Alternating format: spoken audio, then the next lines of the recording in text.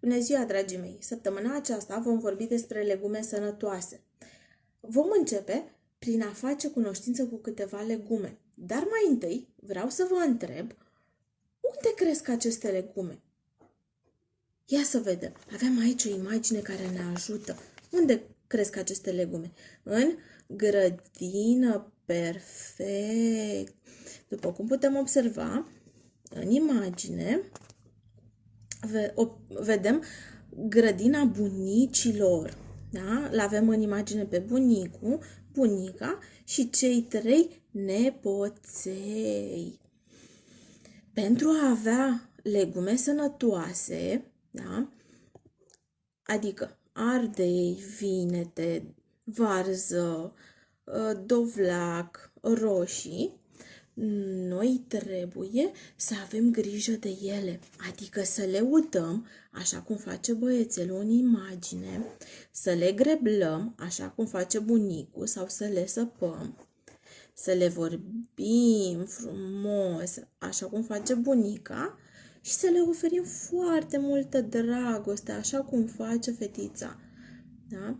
Încă o dată, noi găsim legumele în grădină și trebuie să le îngrijim pentru a avea legume sănătoase. Așa cum v-am promis, haideți să facem cunoștință cu câteva legume. Ia să vedem. Știți ce legumă am în imagine? Roșie, perfect. Ia să vedem. Mai am câteva imagini pentru voi. Ia să vedem. Aici, ce legumă vedeți? Cartoful. Cartoful, foarte bine. Ia să vedem și mai am încă una. Ia să vedem, fiți foarte, foarte, foarte atenți. Ia să vedem, ce este acesta? Ardei, perfect. Câți ardei avem noi în imagine? 1, 2 ardei. Sunteți minunați. Astăzi vom începe să facem cunoștință cu una din legumele sănătoase și anume vom vorbi despre ridiche. După cum puteți vedea, ridichea este formată dintr-o mingiuță roșie pe care o găsim în pământ. Da, ea stă acolo pitită, iar la suprafață din frunze. Frunze de... Ce culoare au frunzele? Verzi, perfect. Ei, și sunt sigură că mă veți întreba dacă mingiuța stă pitită în pământ. Noi cum o putem mânca? Ei bine, tragem de frunze și mingiuța roșie va ieși la suprafață. Apoi îndepărtăm frunzele și spălăm bine mingiuța roșie, pe care apoi putem să o mâncăm liniștiți.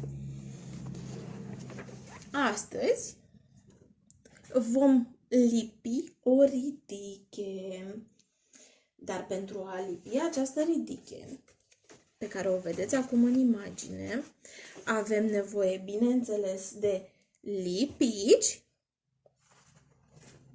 hârtie creponată verde, da, pentru frunze, și vată pentru a forma mingiuța. Probabil mă veți întreba de ce albă, pentru că am spus că mingiuța este roșie. Eu am decis să facem mingiuța albă din vată pentru ca mai apoi voi să o pictați și să-mi trimiteți filmulețele și pozele voastre, pentru că sunt tare curioasă să văd cum v-a ieșit. Bun. Haideți să începem.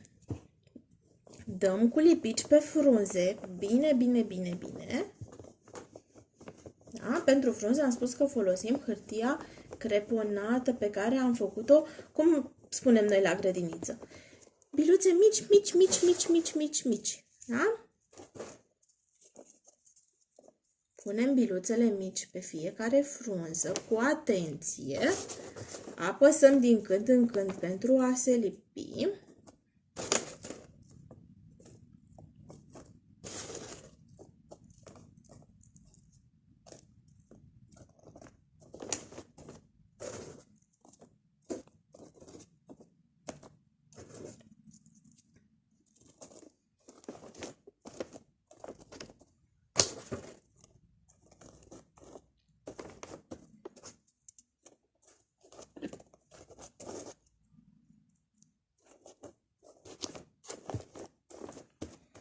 Perfect, am terminat cu frunzele. Da, uite, mai punem una aici, o biluță mică verde. Perfect. Acum vom începe să lucrăm la mingiuță, da? Mingiuța pe care o vom picta mai apoi. Da? Pentru mingiuță am spus că avem nevoie să folosim vată.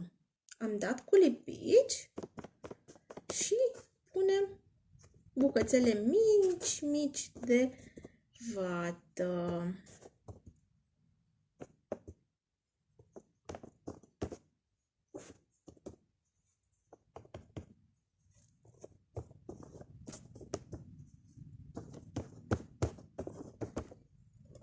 Perfect.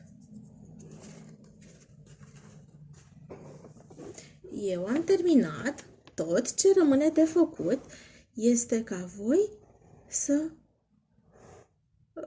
pictați. Bineînțeles, mai întâi trebuie să realizați această ridiche, iar mai apoi voi să o pictați. Da? Așa că eu aștept filmările și pozele voastre. Vă pup!